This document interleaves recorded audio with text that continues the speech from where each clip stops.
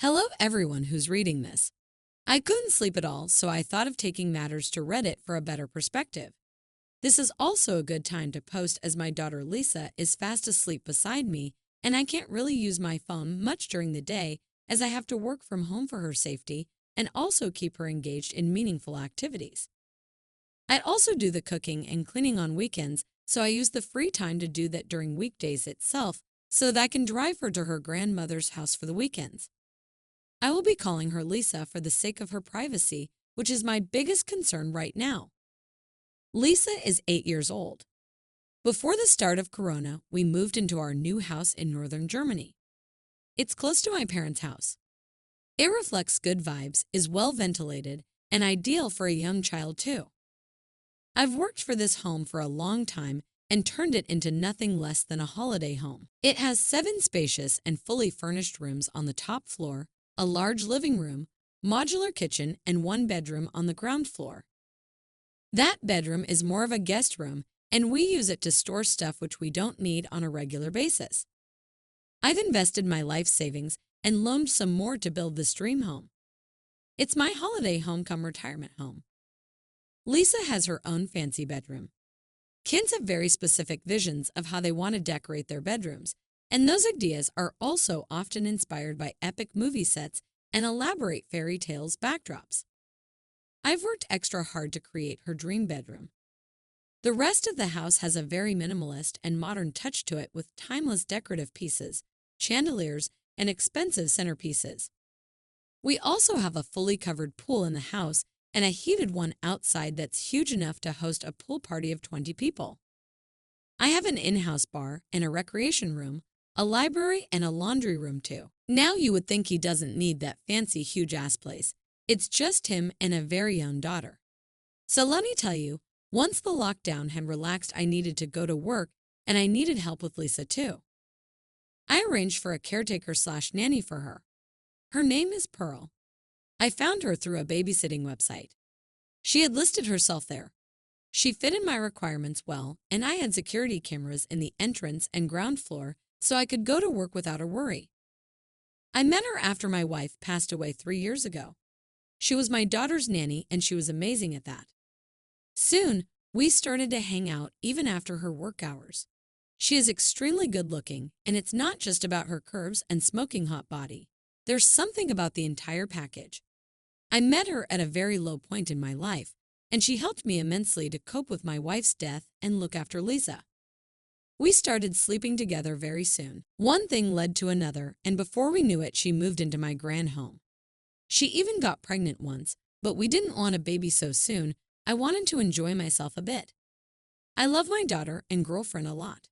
We plan to get married too. Soon after we settled in the house, Lisa started to tell me about her new friend. She claimed that only she could see him.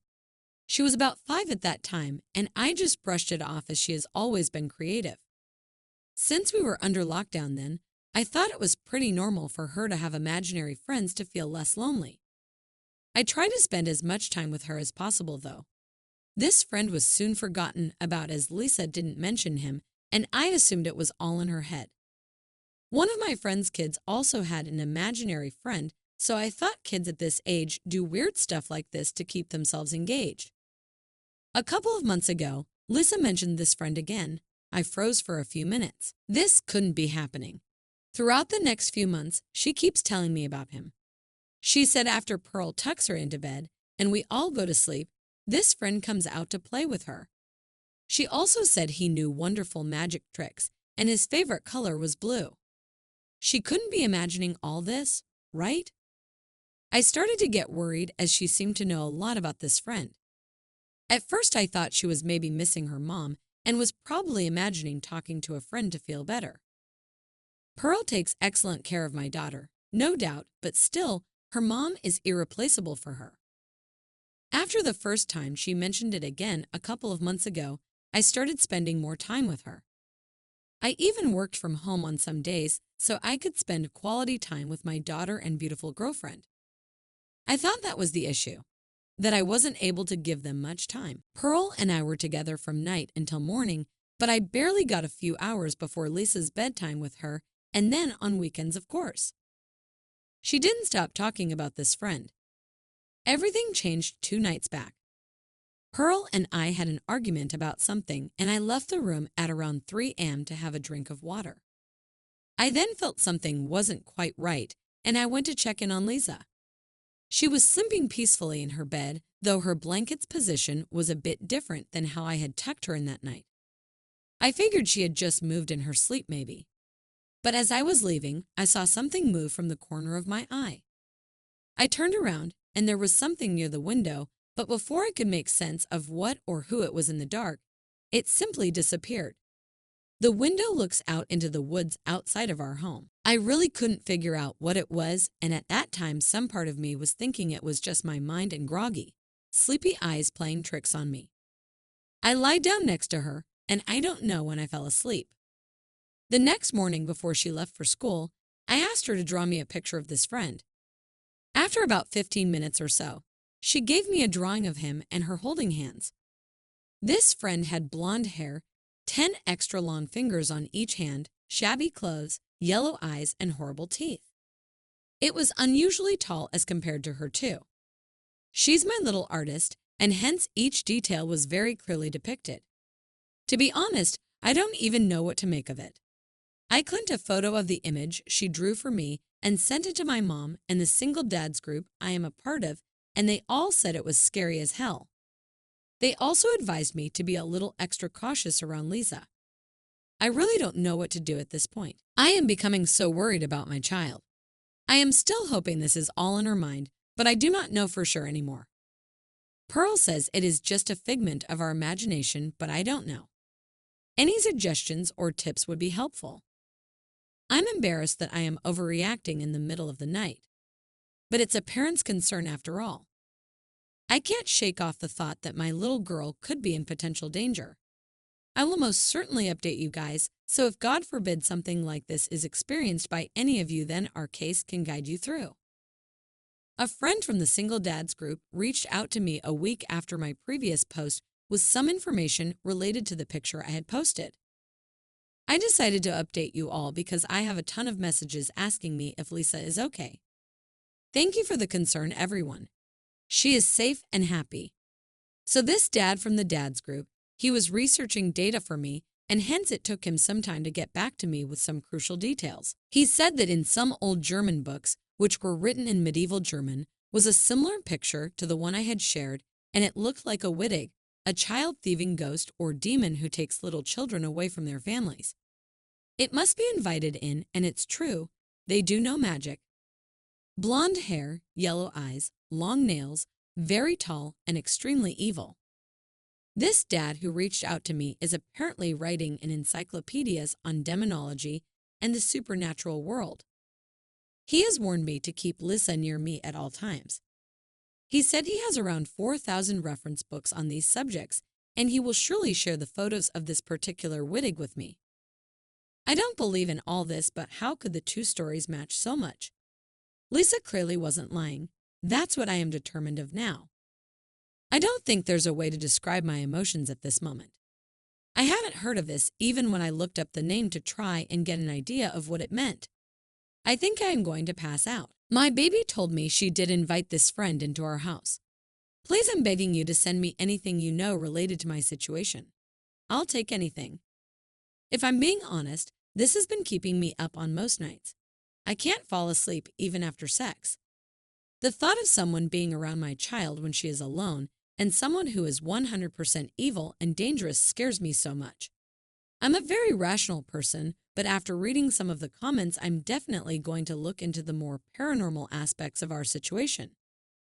Lisa is going to get up in an hour or so. I certainly intend to have a conversation with her and try to piece some things together. She is a very active girl and keeps getting in trouble playing indoors or outdoors, and I need to ensure she is safe at all times. So I had a very serious conversation with my daughter after she woke up and had her breakfast. I'd asked her what her friend's name is. Does this friend ask her to hurt herself or her father? Is she scared of him? I made her narrate everything related to this friend and the dynamics of their friendship, and she did it for me. I fully believe I saw something outside her window a couple of nights ago. I am worried to death. I just want some help for my daughter." She told me he said to call him Wittig. I was horrified, and she said she has been scared of him only once. She proceeded to tell me the story of the first time he came to play with her. It was a few hours after I had put her to bed. This was 9 months ago. She remembered it so clearly because it was her birthday that day, and we threw her a grand party with magicians and face painters and pizzas and lots of cake. Anyway, she was having a hard time falling asleep that night after the party because she was overstimulated with all the cake, music, and dancing. She was happy and sad. I guess she was missing my wife. Poor girl. She noticed something outside her window and had gotten out of bed to investigate. My brave girl. Apparently, he slowly started to move toward the window until he was right in front of it.